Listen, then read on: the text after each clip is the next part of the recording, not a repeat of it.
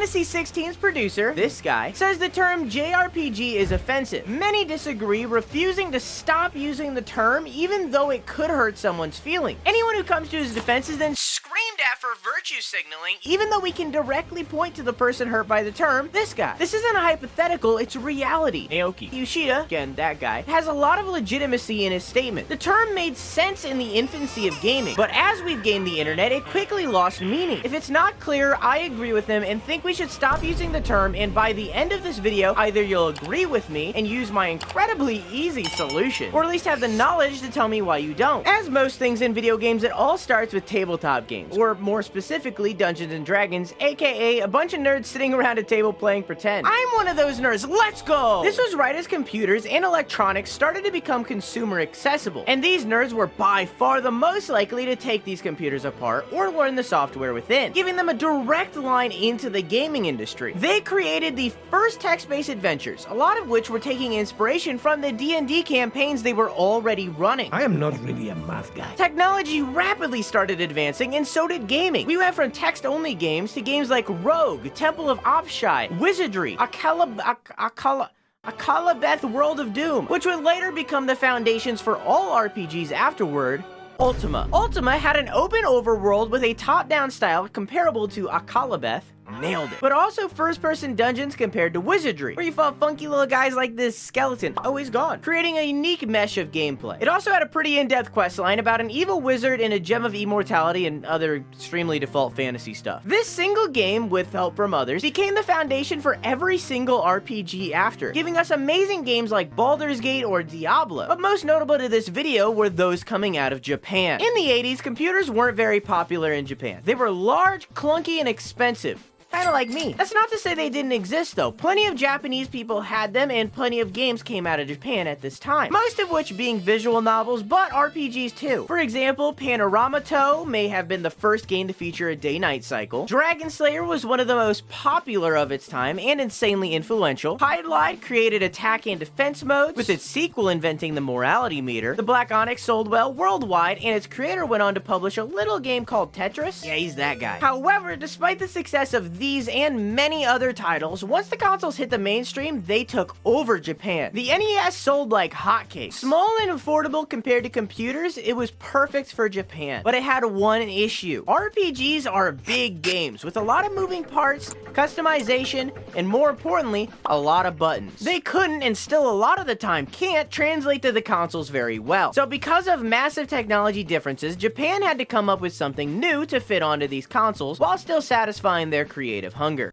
I could go for some art. Dragon Quest took inspiration from Ultima and Wizardry for just about everything except for storytelling. It had Ultima's overworld style with Wizardry's combat, and storytelling based on visual novels that Square Enix was already releasing prior. It took all of those systems and simplified them for two reasons. One, this is a console game with 2 buttons and a D-pad, so you don't really have a lot of leeway. And 2, to attract a wider audience than its computer-based counterparts, which was helped with the cutesy anime art style. It also had revolutionary music and simple yet in-depth story that didn't require a lot of knowledge about the world prior to the game's beginning, which again wasn't always true for a lot of the PC RPGs. This was the foundation for all console-based RPGs going forward, all the way to today with games like God of War.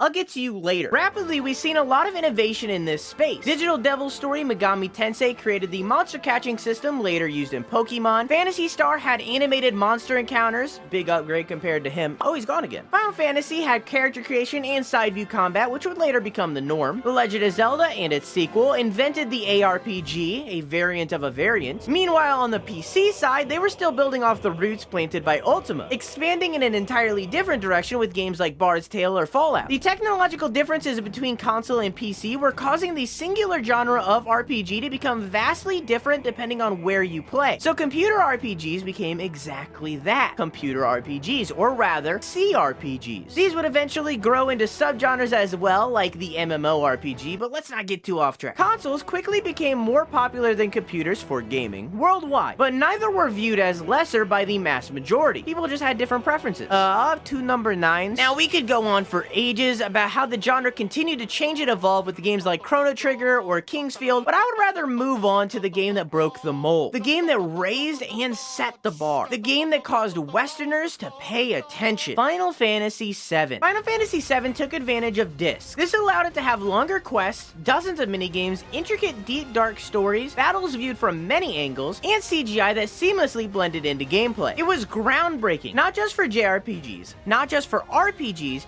but for video games as a whole. And that was more than enough to grab gamers' attention worldwide, making it the second most sold PS1 game ever, right next to some racing game. It was also ported to PC alongside other console games since they were now disc-based, so that process was a lot easier. This blurred the line between the genres as computer RPGs slowly became more like their console counterparts and vice versa. As more and more RPGs were being released on all platforms, stylistic choices started to become more obvious, since the West and East built their games off of different architectures, and neither look very sturdy. The West games were often darker and grittier, with an emphasis on player choice and often active combat. The East games often have stories that were set in stone with complex characters, stylized often cartoony art, and usually turn-based combat. However, over time, the JRPG genre became less about categorizing the games and more about putting Japan into a box. Can't forget the air holes. It made marketing their games more difficult, and the original Yoshida news story proves that, as he was asked the question in the first place. Oh, that guy, by the way. On top of this, when you think about it from the perspective of modern day, it's a little strange that JRPG is specifically Japan, and yet Western RPG is the entire rest of the world. We don't call CD Projekt Red games PRPGs, even though they're from Poland. If anything, we call their games Eurojank, which is an entirely other level of screwed up, and we should definitely stop saying that. But at least it's not an official genre like JRPG is. This even happens outside of gaming with stuff like anime or K-pop, but that's a conversation for a different YouTuber. I don't need the stands to send their assassins and fan cams after me. Around 2010, the stereotypes and restrictive nature of JRPGs became a point of contention and judgment for people. And this is what Yoshi-P, that guy, was referencing in his statement. He said that 15 years ago, JRPG was used as a discriminatory term, and that they were being made fun of for creating the games they were releasing. And because of that time, the term can bring up bad memories. Japan doesn't use the term JRPG. To them, they are just RPG. But he understands that most of us don't use the term as a point of negativity. It's just wounds from a vocal minority. You don't have to look far to find examples of the people he's referencing, which most of the time come from random Twitter or forum posts, as most toxicity does. Well, and Riot Games, I guess. I'll pick you up and put you out of space! But some were from pretty notable people in the industry. Phil Fish is pretty much the poster child for this. Is it what is about Japanese games that inspired us? Recent.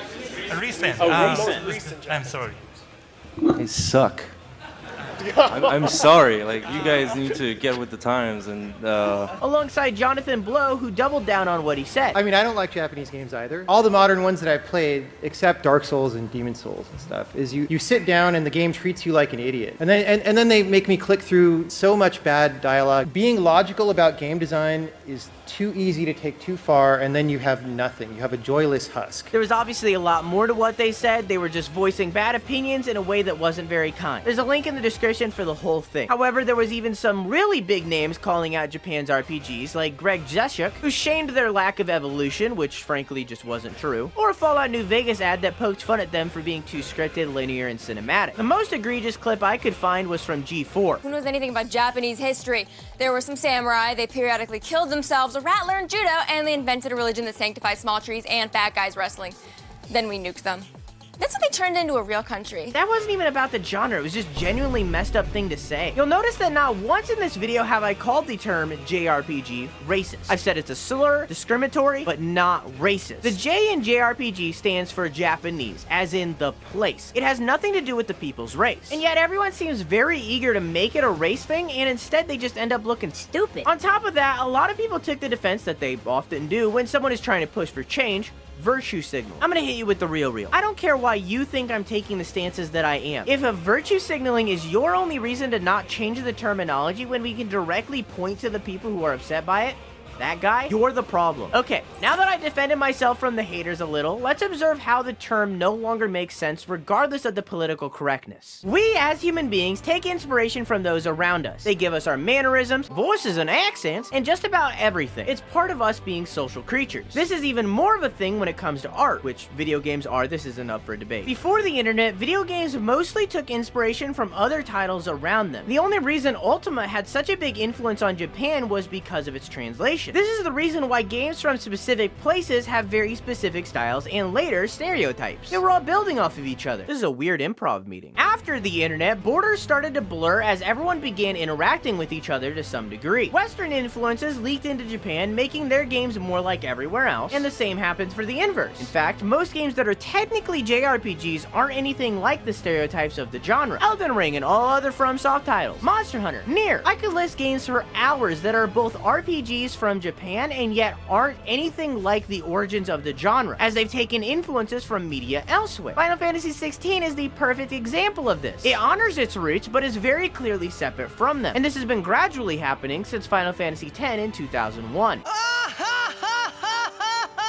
Games like Undertale are made outside of Japan, but are influenced by games categorized as JRPGs like Earthbound. God of War Ragnarok is more like a JRPG than a CRPG, and that was made in California. Boy. Over time, the stereotypes have disappeared. They only exist in games that are actively trying to emulate that time, and because of that, the genre should disappear as well, along with the negative connotations that surround it. And getting around saying JRPG is actually really easy. Oh, excuse me. All we have to do is treat the JRPG genre like we do every single other genre. The location doesn't matter, so throw away the stereotypes and throw away the J. Just say RPG with a second turn to define them. Turn-based RPG, action RPG, bullet hell RPG, tactics RPG. For extra credit, you can throw in a setting or art style. Open world action RPG, shonen turn-based RPG. That's the style of anime, that is. Final Fantasy XVI is not a JRPG. In fact, nothing is, because the genre is stupid and shouldn't exist. It's a spectacle action RPG in a high fantasy linear open world setting. Genres change and evolve over time, and it's important that we change our terminology so that we don't fence in the artistic vision from these developers who are trying to sell their games. We can observe this with many other genres like Metroidvanias, which used to just be action platformers, roguelikes, which were just RPGs with permadeath, or with true open world games like Breath of the Wild, which I talked about in this video right here. It's all about Breath of the Wild and how it destroyed the open world genre to reinvent it